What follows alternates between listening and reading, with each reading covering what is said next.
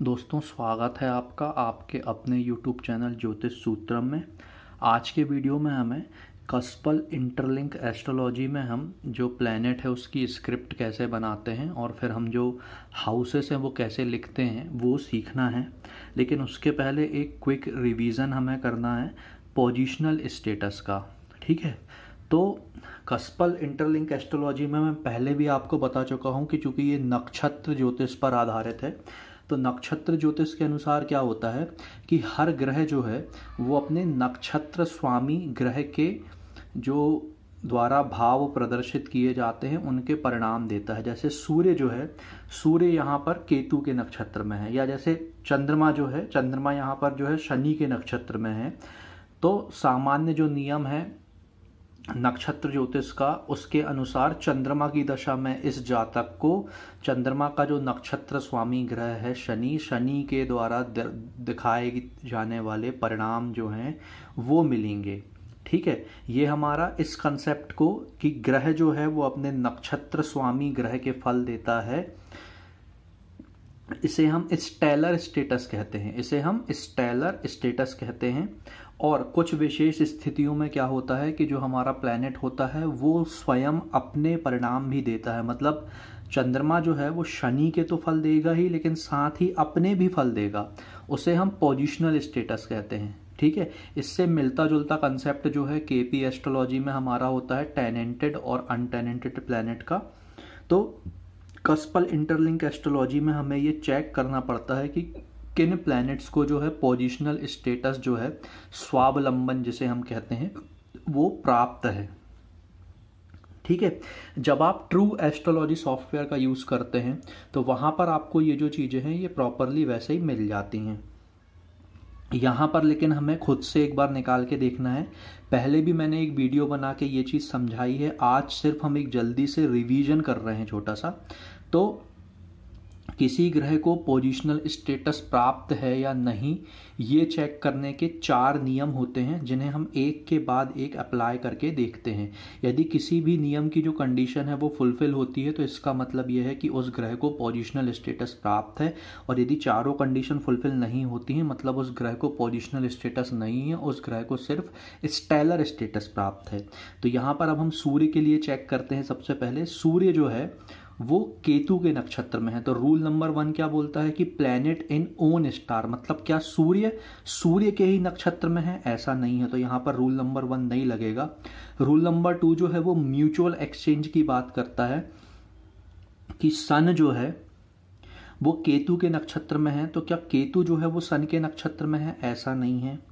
Rule number 3 की हम बात करते हैं कि उस पर्टिकुलर प्लैनेट का जो स्टार जोन है क्या वो वैकेंट है, मतलब कोई भी ग्रह सूर्य के नक्षत्र में नहीं होना चाहिए। तो यहाँ पर हम देखते हैं सन। ठीक है, तो अब यहाँ पर अगर हम देखेंगे तो कोई भी प्लैनेट जो है हमारा वो सन के नक्षत्र में नहीं है, कोई भी प्लैनेट जो है हमारा सन के नक्षत्र में नहीं है। अभी राहु और केतु को भी हमने उनके रिप्रेजेंटेटर प्लैनेट के हिसाब से अभी चेंज नहीं किया है। तो यहाँ पर सन जो है, सन को पीएस जो है प्राप्त हो जाएगा, सन को यहाँ पर पोजिशनल स्टेटस जो है वो मिल जाएगा। इसके बाद में हम मून को चेक करते हैं। तो मून के लिए भी सबसे पहले हम रूल नंबर 1 लगाएंगे, प्लैनेट इन ओन स्टार, ग्रह जो है वो खुद के नक्षत्र में होना चाहिए। तो क्या चंद्रमा के नक्षत्र में है, चंद्रमा के नक्षत्र में नहीं है। अब हम रूल नंबर 2 लगाएंगे, म्यूचुअल एक्सचेंज। तो चंद्रमा जो है वो शनि के नक्षत्र में है, तो शनि क्या चंद्रमा के नक्षत्र में है, नहीं, ऐसा तो नहीं हो रहा है। ठीक है, इसके बाद में फिर जो है हम चेक करेंगे कि rule number 3 star zone vacant है क्या, मतलब क्या कोई भी ग्रह चंद्रमा के नक्षत्र में नहीं है, तो ऐसा नहीं है। देखिए जुपिटर जो है वो चंद्रमा के नक्षत्र में है। क्या ये राहु केतु का केस बन रहा है, वैसा हम देखेंगे। क्या चंद्रमा जो है वो राहु या केतु के नक्षत्र में है, तो वैसा केस भी नहीं बन रहा है। तो इसलिए ये जो है हमारा मून, इसे पोजिशनल स्टेटस प्राप्त नहीं होगा। ऐसे ही हम क्या करेंगे, बाकी सारे प्लैनेट्स के लिए भी चेक करेंगे। अब मैं आपको एक बार ये राहु और केतु वाले केसेस के बारे में थोड़ा सा बता देता हूँ। तो चूंकि यहाँ पर राहु है, ठीक है, तो पहले तो हम 3 कंडीशन लगा के देखते हैं देखिए वीनस जो है वो वीनस के स्टार में नहीं है, रूल नंबर 1 नहीं लगा। म्यूचुअल एक्सचेंज मतलब कि वीनस जो है वो राहु के स्टार, वीनस जो है वो राहु के स्टार में है और राहु जो है फिर वो वीनस के स्टार में है, ऐसा भी नहीं है। स्टार जोन वैकेंट है वीनस का, तो यहाँ पर आप देख लीजिए ऐसा भी नहीं है। यहाँ 2 जगह जो है वीनस आया हुआ है, मरकरी का वीनस जो है स्टार लॉर्ड है और केतु का भी जो वीनस है वो स्टार लॉर्ड है। ठीक है, अब हम क्या करेंगे, राहु केतु वाला केस लगाएंगे। तो राहु जो है, राहु कस्पल इंटरलिंक एस्ट्रोलॉजी में अपने राशि स्वामी और अपने नक्षत्र स्वामी को भी रिप्रेजेंट करता है। ठीक है, तो राहु की जगह पे हम क्या करेंगे, यहाँ पर सैटर्न लिखेंगे और फिर हम क्या करेंगे, यहाँ पर जुपिटर लिख देंगे। राहु के साथ मैंने क्या लिखा है, राहु का जो राशि स्वामी ग्रह है वो लिखा है और राहु का जो नक्षत्र स्वामी ग्रह है वो लिखा है। अब हम देखेंगे कि क्या ये ऊपर की तीनों कंडीशन फिर से लग रही हैं। वीनस रूल नंबर 1 नहीं लग रहा है, रूल नंबर 2 देखते हैं। वीनस जो है वो सैटर्न स्टार में है, तो क्या सैटर्न वीनस के स्टार में है? नहीं, सैटर्न जो है वो केतु के स्टार में है। तो हम चाहे तो यहाँ पर केतु को भी जो है उसके रिप्रेजेंटेटर प्लैनेट से रिप्लेस करके यहाँ पर देख सकते हैं। तो केतु की जगह अगर हम रिप्लेस कर देंगे यहाँ पर, तो केतु जो है वो सन और वीनस का रिप्रेजेंट करता है।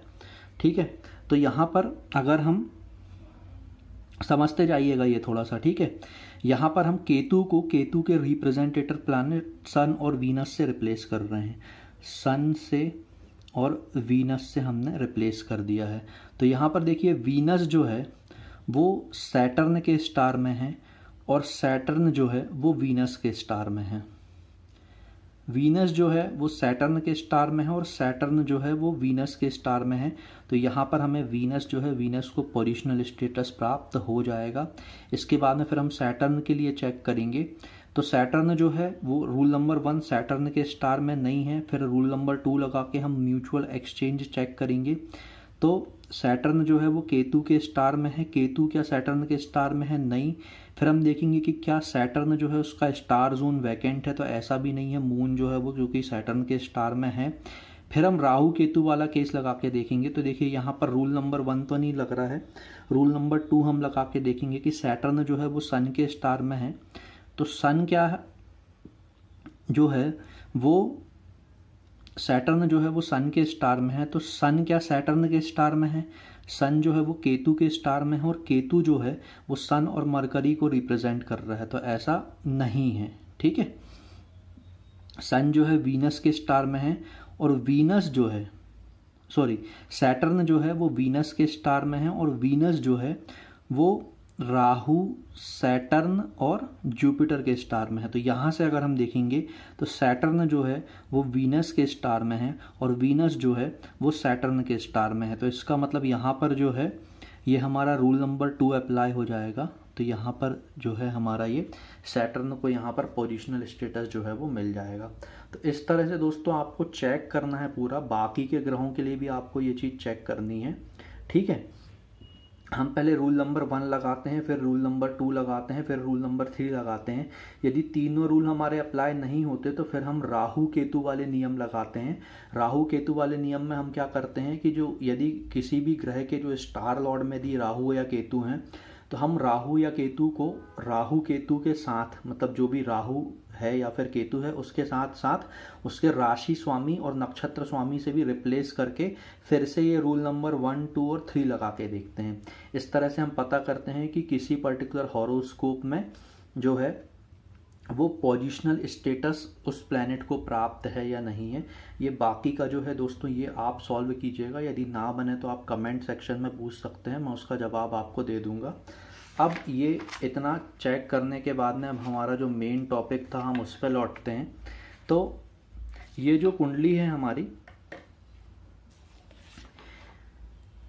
ये प्लैनेटरी स्क्रिप्ट है पूरी। प्लैनेट, राशि लॉर्ड, स्टार लॉर्ड, सब लॉर्ड और सब लॉर्ड, और फिर ये हाउस नंबर 1 से लेके 12 तक का, हाउस नंबर 1 से लेके 12 तक का राशि लॉर्ड, स्टार लॉर्ड, सब लॉर्ड और सब लॉर्ड की ये पूरी की पूरी जो है हमारी टेबल दी हुई है। ये हमारी प्लैनेटरी टेबल है और ये कस्पल पोजीशन टेबल है। इसके अलावा जो केपी भाव चलित कुंडली होती है, ठीक है, ये यहाँ पर बनी हुई है। ये हमारी केपी की भाव चलित कुंडली है जिसे हम केपी कुंडली भी कहते हैं। ठीक है, अब यहाँ पर हमें करना क्या है वो हम पहले थोड़ा सा समझते हैं। तो अब हमें यहाँ पर जो प्लैनेट है, प्लैनेट की स्क्रिप्ट बनाना सीखना है। हमें प्लैनेट की क्या करना है, स्क्रिप्ट बनाना यहाँ पर सीखना है। तो प्लैनेट की स्क्रिप्ट बनाने के लिए सबसे पहले हमें चेक करना पड़ेगा कि जो हमारा प्लैनेट है उसे पोजिशनल स्टेटस प्राप्त है या नहीं है। बहुत अच्छे से समझिएगा, सबसे पहले मुझे क्या चेक करना पड़ेगा, जो हमारा प्लैनेट है उसे पोजिशनल स्टेटस प्राप्त है या नहीं है। ठीक है, तो ये हॉरोस्कोप मतलब हमने बेसिक लिया हुआ है, और ये हॉरोस्कोप जो है दोस्तों, ये हमने अभी शुरू में समझाने के लिए आपको जो है वो एस्ट्रोसेज का जो मोबाइल ऐप होता है उससे बनाया है। और जब हम एंट्रीज कर रहे थे तो वहाँ पर हमने सेटिंग्स में जाके जो है जो केपी खुल्लड़ अयनांश होता है उसे सेलेक्ट किया था। ठीक है, तो ये बेसिक है मतलब अभी समझने के लिए। हालांकि जब हम सॉफ्टवेयर ट्रू एस्ट्रोलॉजी सॉफ्टवेयर का यूज़ करके बनाएंगे हॉरोस्कोप को, तब हम वहाँ पर खुल्लड़ आवरली जो हमारा अयनांश होता है उसका यूज़ करेंगे। लेकिन चूंकि अभी हम ये पहला वीडियो है तो आपको समझाने के लिए बस मैं बता रहा हूँ कि आप जो है, यदि आप मान लीजिए अगर आपको सिर्फ अभ्यास करना हो तो अभ्यास के लिए, और अगर आपके पास में जो स्पेशलाइज्ड सॉफ्टवेयर है कस्पल इंटरलिंक एस्ट्रोलॉजी का अगर वो ना हो, तो उस केस में आप क्या कर सकते हैं कि आप जो है एस्ट्रोसेज का यूज़ करके आप क्या कर सकते हैं, जो हमारा अयनांश है उसमें केपी खुल्लड़ सेट करके भी चेक कर सकते हैं बस, है ना। हालांकि जो आपको करेक्ट रिजल्ट मिलेंगे वो खुल्लड़ आवरली जो हमारा अयनांश है उसका यूज़ करके ही मिलेंगे, तभी आपकी जो सब लॉर्ड की पोजीशंस हैं वो करेक्ट आएंगी। ठीक है, तो अब यहाँ पर अब हम चेक करते हैं, हमें प्लैनेट की स्क्रिप्ट बना के देखना है, और उसके पहले हमें एक बार ये चेक करना है कि कौन से प्लैनेट्स को यहाँ पर पोजिशनल स्टेटस प्राप्त है। तो रूल नंबर 1, 2, 3 और 4 हमें चेक करने होंगे। सन का पहले हम देखते हैं, सन जो है वो मार्स के स्टार में है, मतलब कि रूल नंबर 1 नहीं लग रहा है। रूल नंबर 2 हम लगाते हैं म्यूचुअल एक्सचेंज का। सन जो वो मार्स के स्टार में है, मार्स जो है वो जुपिटर के स्टार में है, तो रूल नंबर 2 भी नहीं लगा। क्या सन का स्टार जोन जो है वो वैकेंट है? ऐसा भी नहीं है, देखिए, क्योंकि राहु जो है वो सन के स्टार में है, तो ऐसा भी नहीं है। और ये राहु केतु वाला केस भी नहीं है, मतलब सन को हमारा पोजिशनल स्टेटस इस हॉरोस्कोप में नहीं है। इसके बाद में फिर हम मून के लिए चेक करेंगे, इसके बाद में फिर हम जो है मून के लिए चेक करेंगे। ठीक है, तो रूल नंबर 1 यहाँ पर अप्लाई नहीं होता, planet in own star. Rule number 2 mutual exchange, moon in Jupiter star and Jupiter in Saturn star, rule number 2 भी नहीं लगता। स्टार जोन इज वैकेंट, हम यहाँ पर देखते हैं तो मून नहीं आया है, मतलब कि रूल नंबर 3 के अनुसार मून को यहाँ पर पोजिशनल स्टेटस प्राप्त है। ठीक है, इसलिए अब हम रूल नंबर 4 को चेक नहीं करेंगे। मार्स के लिए हम चेक करेंगे, rule number 1 Mars and Mars star, ये वाला रूल नहीं लगता। Rule number 2 mutual exchange, Mars in Jupiter star and जो जुपिटर है वो सैटर्न स्टार में है, ये भी नहीं लगता। क्या मार्स का जो स्टार जोन है वो वैकेंट है? ऐसा नहीं है, सन जो है वो मार्स के स्टार में है, और ये राहु केतु वाला केस भी नहीं है, मतलब कि मार्स को यहाँ पर पोजिशनल स्टेटस प्राप्त नहीं है। मरकरी का हम देखेंगे, रूल नंबर 1 मरकरी इन मरकरी स्टार, ये रूल फॉलो नहीं होता है। रूल नंबर 2 म्यूचुअल एक्सचेंज का है, मरकरी इन जुपिटर स्टार, और जुपिटर जो है वो सैटर्न स्टार में है, ये नहीं लगता। रूल नंबर 3 क्या मरकरी का जो स्टार जोन है वो वैकेंट है? यहाँ पर अगर हम अच्छे से चेक करते हैं तो हाँ, मरकरी किसी का भी नक्षत्र स्वामी नहीं बना हुआ है, मतलब रूल नंबर 3 से यहाँ पर मरकरी को जो है पोजिशनल स्टेटस प्राप्त हो जाता है। अब हम इसे इस तरह से जो है लिख लेते हैं। ठीक है, इसके बाद में अब हम जुपिटर का चेक करते हैं। रूल नंबर 1 यहाँ पर अप्लाई नहीं हो रहा है, जुपिटर इन जुपिटर स्टार नहीं है। Mutual exchange, Jupiter in Saturn star, Saturn in Venus star, ये भी नहीं हो रहा है। रूल नंबर 3 क्या जुपिटर का स्टार जोन वैकेंट है? तो नहीं, देखिए यहाँ पर 2 बार 3 बार जो है 4 बार जो है जुपिटर आ रहा है। ठीक है, तो ऐसा नहीं हो। और ये राहु केतु का भी केस नहीं है, मतलब जुपिटर को यहाँ पे जो है नहीं प्राप्त होगा स्वावलंबन। ठीक है, पोजिशनल स्टेटस। अब रूल वीनस के लिए हम चेक करते हैं। रूल नंबर 1 वीनस इन वीनस स्टार, नहीं, ऐसा नहीं है। वीनस जुपिटर के स्टार में है, जुपिटर वीनस के स्टार में है, ऐसा भी नहीं है। क्या वीनस का स्टार जोन वैकेंट है? यहाँ पर आप देखिए तो नहीं, ऐसा नहीं है। सैटर्न का स्टार लॉर्ड बना हुआ है, राहु केतु वाली कंडीशन भी नहीं है, मतलब कि यहाँ पर वीनस को जो है वो पोजिशनल स्टेटस प्राप्त नहीं है। सैटर्न का अब हम देखते हैं, रूल नंबर 1 यहाँ पर अप्लाई नहीं होता, रूल नंबर 2 भी अप्लाई नहीं होता। सैटर्न इन वीनस स्टार, वीनस इन जुपिटर स्टार। क्या सैटर्न का स्टार जोन वैकेंट है? नहीं, ऐसा नहीं है। सैटर्न देखिए यहाँ पर जुपिटर का स्टार लॉर्ड बना हुआ है। रूल नंबर 4 अप्लाई नहीं होता, मतलब सैटर्न को यहाँ पर पोजिशनल स्टेटस जो है वो प्राप्त नहीं है। राहु का अब हम देखते हैं, रूल नंबर 1 अप्लाई नहीं होता, राहु इन सन स्टार, सन इन राहु स्टार, ये भी नहीं होता। क्या राहु का स्टार जोन वैकेंट है? तो हम यहाँ पर देख सकते हैं, हाँ राहु नहीं आया है, तो राहु का स्टार जोन वैकेंट है, तो हम राहु को यहाँ पर पोजिशनल स्टेटस प्राप्त है। ठीक है, इसके बाद में केतु का हम चेक करेंगे, रूल नंबर 1 अप्लाई नहीं होता। Rule number 2, Ketu in Jupiter star, Jupiter in Saturn star, नहीं होता। क्या केतु का स्टार जोन वैकेंट है? हाँ, केतु का स्टार जोन वैकेंट है, तो मतलब केतु को यहाँ पर पोजिशनल स्टेटस मिल गया है। तो इस पर्टिकुलर हॉरोस्कोप में इन 4 प्लैनेट्स को जो है पोजिशनल स्टेटस है, और इन 5 प्लैनेट को जो है 1 2 3 4 5, इन 5 को पोजिशनल स्टेटस नहीं है। ठीक है, अब इसके बाद में हम प्लैनेट की स्क्रिप्ट बनाना देखेंगे। तो हम स्क्रिप्ट कैसे बनाते हैं, हम यहाँ पर लिखेंगे प्लैनेट डैश, जो भी प्लैनेट का स्टार लॉर्ड है वो हम लिखेंगे, डैश करके फिर जो हमारा प्लैनेट है उसका जो सब लॉर्ड है वो हम लिखेंगे, और उसके बाद में उस प्लैनेट का जो सब लॉर्ड है वो हम लिखेंगे। अगर आप श्री चानी सर की बुक्स को अगर आप फॉलो करते हैं तो चानी सर हमेशा पढ़ाते हैं A arrow B C D, A arrow B then C and then D. तो आप अपने पेज को मोड़ के जो है 4 बराबर भाग कर सकते हैं। पहले एक बार 20 से फोल्ड करिएगा और एक बार और फोल्ड कर दीजिएगा, तो आपके पेज जो है 4 पार्ट में आ जाएगा, ताकि आप ये स्क्रिप्ट जो है ये आप बना सकें। अब देखिए, सबसे पहले प्लेनेट की स्क्रिप्ट बनाता हूँ। तो सन की स्क्रिप्ट क्या होगी, सन। ठीक है, राशि लॉर्ड को हम यहाँ पर कंसीडर नहीं करेंगे, तो प्लैनेट जो है यहाँ पर मैं सन लिख रहा हूँ एरो करके। सन जो है मेरा वो मार्स के स्टार में है, मून के सब में है, और जुपिटर के सब में है।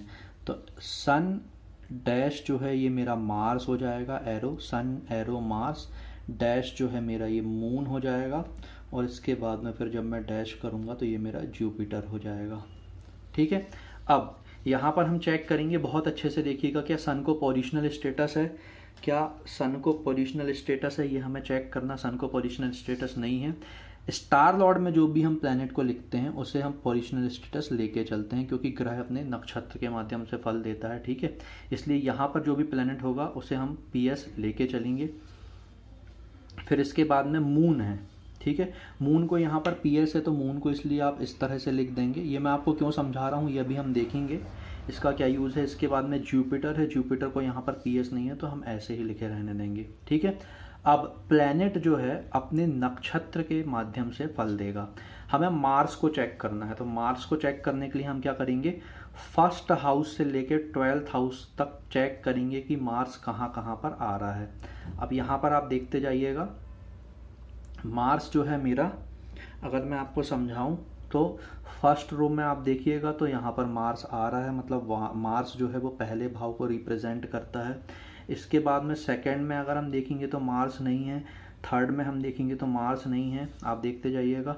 फोर्थ में हम देखेंगे तो मार्स नहीं है, फिफ्थ में मार्स है, तो हम यहाँ पर 5 भी लिख देंगे। इसके बाद में सिक्स्थ में हम चेक करेंगे, सिक्स्थ में मार्स नहीं है, सेवन्थ में मार्स नहीं है, 8th में मार्स नहीं है, 9th में मार्स नहीं है, और फिर इसके बाद में जो है 10th में मार्स है, 11th में मार्स नहीं है, 12th में मार्स है। तो 10th और 12th में भी मार्स जो है वो है, 10 में है और 12 में है।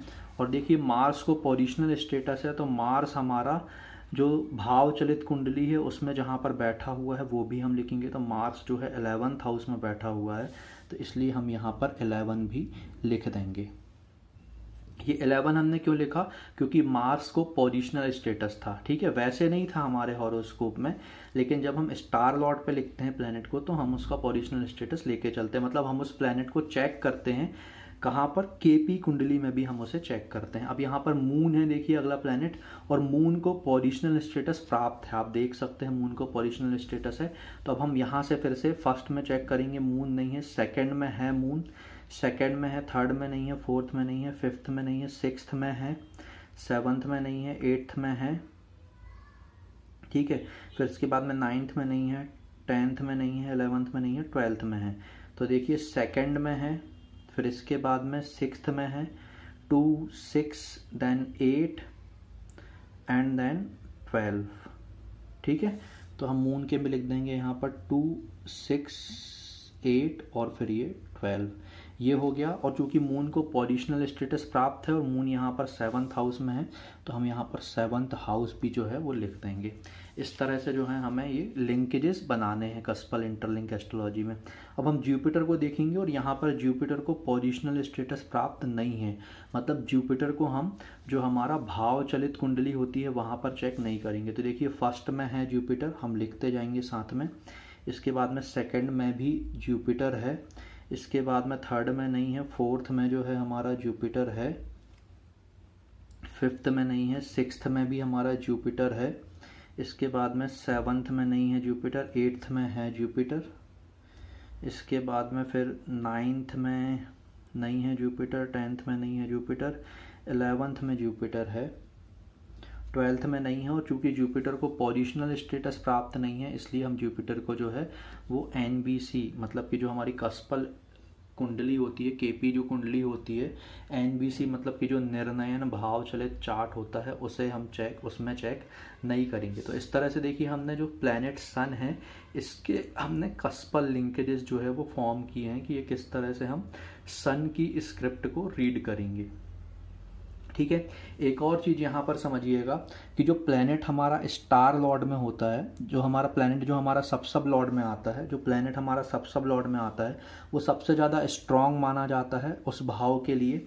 जैसे कि मार्स जो है फर्स्ट में अगर आप चेक करेंगे तो ये सब लॉर्ड पोजीशन पे आया है, मतलब मार्स जो है वो सबसे प्रबलता से पहले भाव के फल देगा, ये चीज़ समझिएगा, ठीक है। यहाँ पर कस्पल इंटरलिंक एस्ट्रोलॉजी के हिसाब से सब लॉर्ड पे जो प्लैनेट आता है, प्लैनेट जो भाव शो करता है उसके वो सबसे स्ट्रॉन्ग फल देता है, उससे कम वो फल देता है सब लॉर्ड के, उससे कम वो देता है स्टार लॉर्ड के, और सबसे कम पे वो देता है राशि लॉर्ड के। ये चीज़ आपको ध्यान रखनी है, ठीक है। अब इसके बाद में हम मून की लिंकेज देखेंगे। मून जो है, मून जुपिटर के नक्षत्र में है, वीनस के उप नक्षत्र में है, और राहु के उप नक्षत्र में है।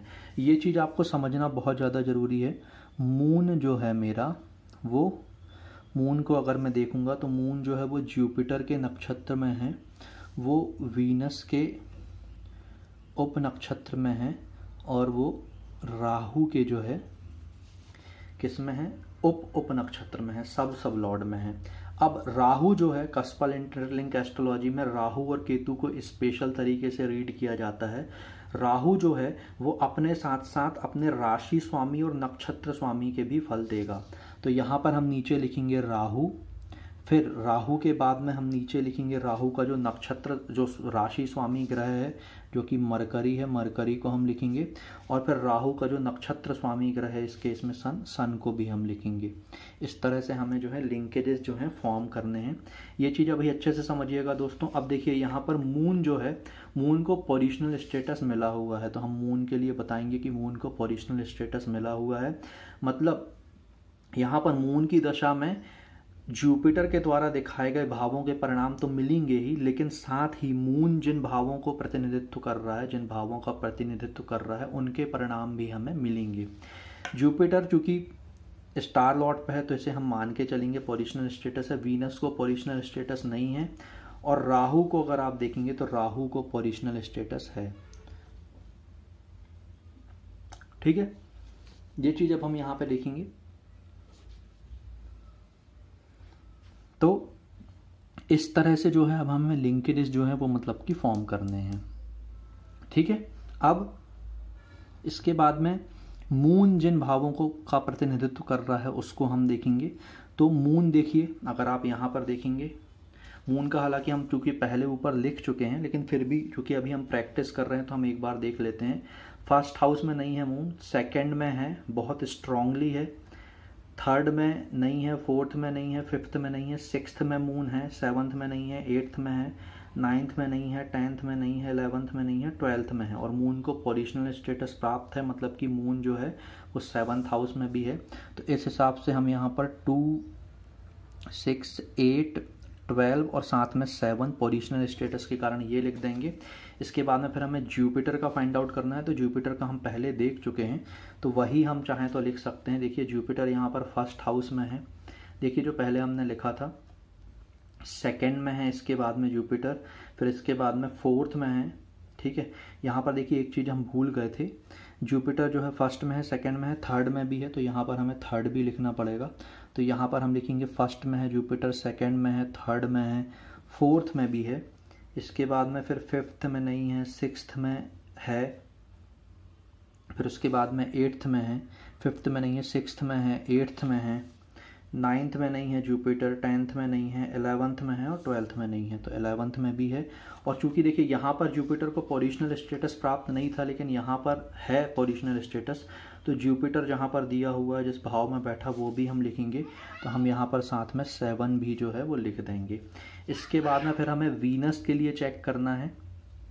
अब हम वीनस के लिए चेक करेंगे, तो वीनस जो है हमारा, वीनस को हम चेक करते हैं। सबसे पहले तो हमने ये देख लिया कि वीनस जो है इसे पोजिशनल स्टेटस प्राप्त नहीं है। अब हम चेक करेंगे क्या फर्स्ट हाउस में वीनस है, नहीं, सेकंड हाउस में वीनस है, नहीं, थर्ड में है, नहीं, फोर्थ में है, नहीं, फिफ्थ में वीनस है। तो हम यहाँ पर साथ में लिखते जाएंगे दोस्तों, ताकि गलती ना हो जैसा यहाँ पर हो गई थी। फिर इसके बाद में सिक्स्थ में वीनस है, बहुत वीकली है। क्यों वीकली क्यों है? क्योंकि वो राशि लॉर्ड में है ना। 7th में देखेंगे वीनस नहीं है, 8th में नहीं है, 9th में वीनस है, फिर इसके बाद में 10th में वीनस नहीं है, 11th में वीनस है, बहुत वीकली है, तो ये 11th में हम वीनस को ऐसे लिख देंगे। तो ये मतलब मैंने आपको बताया कि हम किसी एक हॉरोस्कोप में पोजिशनल स्टेटस पहले कैसे फाइंड आउट करेंगे, और पोजिशनल स्टेटस फाइंड आउट करने के बाद में जो हमारी प्लैनेटरी स्क्रिप्ट है उसके हिसाब से हम जो कस्पल लिंकेजेस हैं वो कैसे फॉर्म करेंगे। राहु केतु के लिए ना फ्रेंड्स मैं आपको एक अलग से वीडियो बना के समझाऊंगा, क्योंकि राहु केतु जो है वो स्टार लॉर्ड, सब लॉर्ड और प्लैनेट में, मतलब किसी प्लैनेट के स्टार लॉर्ड, सब लॉर्ड और सब लॉर्ड जब बनते हैं तब उन्हें रीड करने का तरीका अलग होता है। और जब वो किसी दशा के लॉर्ड के रूप में, दशा स्वामी के रूप में आते हैं, और जब वो किसी कस्प के सब लॉर्ड के रूप में आते हैं, तब उन्हें रीड करने का तरीका अलग होता है। तो तभी मैं आपको ये चीज़ें डिटेल में बताऊंगा। आज के वीडियो में जो है हमने ये 2 प्लैनेट सन और मून, इनको हमने पढ़ के देखा है कि ये किस तरह से मतलब हम यहाँ पर इनमें काम करेंगे। मैं आपको एक एग्जांपल के लिए अभी मार्स के बारे में भी बता दे रहा हूँ, तो ये अभी हम एक और प्रैक्टिस कर लेते हैं, और इसके बाद जो है आगे भी हम जो है इसी हॉरोस्कोप को लेके या फिर किसी दूसरे हॉरोस्कोप को लेके ये जो प्रैक्टिस है अपनी ये चालू रखेंगे, ताकि हमें ये समझ में आ जाए कि कस्पल इंटरलिंक एस्ट्रोलॉजी में हम ये जो लिंकेजेस होते हैं ये किस तरह से बनाते हैं। ये बहुत ज़्यादा ज़रूरी है। इसी के बेसिस पर जो है आगे के हमारे कैलकुलेशन जो हैं पूरे वो पूरे के पूरे इसी पर टिके हुए हैं। तो देखिए फिर से हम देखते हैं, तो यहाँ पर ये पेज को मैंने पलटा के यहाँ पर लगा लिया है। ठीक है, मैंने आपको बताया पेज को आप क्या कर सकते हैं, 4 पार्ट में फोल्ड कर दीजिए। तो सर की जो जिस टेक्निक है हम उसी को यूज़ करते हैं, A dash, then B, A arrow, B C D। ठीक है, A में हम लिखेंगे Mars dash, Jupiter, moon, moon, Jupiter, then moon and then moon. ठीक है, तो देखिए Mars arrow Jupiter dash moon, मतलब जो मेरा मार्स है ये जुपिटर के नक्षत्र में है, मून के उप नक्षत्र में है, और मून के ही किस में है, उप नक्षत्र में है। ठीक है, अब इसके बाद में क्या मार्स को पोजिशनल स्टेटस है, नहीं है, लेकिन जुपिटर यहाँ पे लिखा हुआ है, जुपिटर को पोजिशनल स्टेटस होगा। इसके अलावा चूँकि मून को पीएस है तो यहाँ पर मून को पीएस होगा और यहाँ पर भी मून को जो है वो पीएस होगा। मार्स को हमने नहीं लेंगे, जुपिटर को हम पहले रीड कर चुके हैं, एक बार और अभी हम रीड करके देखते हैं। जुपिटर जो है मेरा 1 में है, बहुत वीकली है क्योंकि राशि लॉर्ड के फॉर्म में है। 2 में है जुपिटर, 3 में भी है जुपिटर, 4 में भी है जुपिटर, 1 2 3 4 में है जुपिटर, 5 में नहीं है, 6 में भी जुपिटर है, बहुत स्ट्रांगली है 6 में, 7 में जुपिटर नहीं है, 8 में जुपिटर जो है वो है। फिर इसके बाद में 9 में जुपिटर नहीं है, 10 में जुपिटर नहीं है, 11 में है जुपिटर, 12 में नहीं है। तो 11 में जुपिटर है और चूंकि जुपिटर वो पीएस है, जुपिटर यहाँ 7th हाउस में है, तो जुपिटर के साथ में हम 7 भी जो है वो लिख लेंगे। इन दोनों मून में से अभी हम किसी एक मून की ही स्टडी कर लेते हैं। मून को पोजिशनल स्टेटस जो है वो प्राप्त है। अब मून को हम चेक करेंगे। मून हमारा 1 में नहीं है, 2 में है, 2 में बहुत स्ट्रांगली है, देखिए सब लॉट पे है, स्टार लॉट पे भी है, ठीक है। तो मून जो है हमारा 2 में है। 2 के बाद में फिर हम चेक करेंगे, 3 में नहीं है, 4 में नहीं है, 5 में नहीं है, 6 में जो है मून है, ठीक है। फिर इसके बाद में 7 में नहीं है, 8 में है, बहुत वीकली है 8 में, ठीक है। फिर इसके बाद में 9 में नहीं है, 10 में नहीं है, 11 में नहीं है, फिर सीधे 12 में है, ये है। और इसके बाद में मून जो है मेरा वो 7th हाउस में है। चूँकि मून को पोजिशनल स्टेटस प्राप्त है तो हम यहाँ पर मून जिस भाव में बैठा हुआ है, निर्णयन भाव चलित कुंडली में, निर्णयन भावा चार्ट में या फिर केपी कुंडली में, उससे भी हम लेकर चलेंगे। तो इस तरह से हमने ये देखा दोस्तों आज के वीडियो में कि हम प्लैनेटरी स्क्रिप्ट कैसे लिखते हैं कस्पल इंटरलिंक एस्ट्रोलॉजी में, और फिर हम कस्पल के लिंकेजेस कैसे बनाते हैं, ये मैंने आपको तरीका बताया। ध्यान रखिएगा, प्लैनेट जो है सबसे प्रबलता से फल देता है उन भावों के जिनमें वो सब लॉर्ड में स्थित होता है, उससे कम से देता है सब लॉर्ड के, उससे कम से देता है स्टार लॉर्ड के, और सबसे कम से वो देता है राशि लॉर्ड के, ठीक है। यदि प्लैनेट को पोजिशनल स्टेटस प्राप्त है तो वो जिस भाव में बैठा होता है वहाँ के भी फल देता है। जिस भाव में वो होता है उस भाव के लिए हम उसे वर्चुअल सब लॉर्ड भी मान सकते हैं। ए बी सी डी क्या है? ए जो है वो सोर्स है, बी जो है वो इन्वॉल्वमेंट है, सी जो है वो कमिटमेंट है, और डी जो है वो फाइनल कंफर्मेशन है। ए सोर्स है, ग्रह जो है वो स्रोत के रूप में, सोर्स के रूप में काम करता है। कौन से उसमें जो है फल लगेंगे वो हमें पता चलता है किससे? उसके नक्षत्र लॉट से। इसके बाद में सी जो है ये कमिटमेंट बताता है, और डी जो है ये फाइनल कंफर्मेशन बताता है। इससे संबंधित हम आगे की क्लासेस में और भी चर्चा करेंगे और देखेंगे हम कुछ क्लासेस जो हैं मैं कस्पल इंटरलिंक एस्ट्रोलॉजी की आपको जो है ट्रू एस्ट्रोलॉजी सॉफ्टवेयर में भी लेके बताऊंगा, ठीक है, जहां पर हम खुल्लड़ आवरली जो हमारा अयनांश है उसका यूज़ करके आगे की चीज़ें और देखेंगे, कुछ नियमों को भी देखेंगे। कस्पल इंटरलिंक एस्ट्रोलॉजी सीखने के लिए कौन सी बुक्स आपको यूज़ करनी चाहिए, इसके लिए ऑलरेडी मैं वीडियो बना चुका हूँ। आप चाहें तो उन बुक्स को परचेस करके वहाँ से कस्पल इंटरलिंक एस्ट्रोलॉजी को पढ़ना शुरू कर सकते हैं, ठीक है। तो दोस्तों मिलेंगे आपसे अगले किसी वीडियो में, तब तक के लिए नमस्कार।